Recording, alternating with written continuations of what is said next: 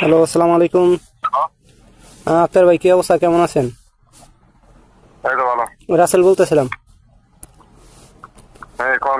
ভাই, ওই গেছে বার যে গেছে মাসে আমার 1500 টাকা দিচ্ছেন, প্রথম মাসে বেতন আইছে 2100 টাকা, মানে কেমনে কাট ছাড় দিলেন ওটা আমি তো জানি না। আর বেতন তো আরো একটা বাকি আছে। জিজ্ঞালে বুঝতারতাম না, ঠিক আছে? হ্যাঁ, জিজ্ঞালে বুঝতারতাম না। কোন কি? ওই যে রাসেল ইলেকট্রিশিয়ান, বুঝেন নাই?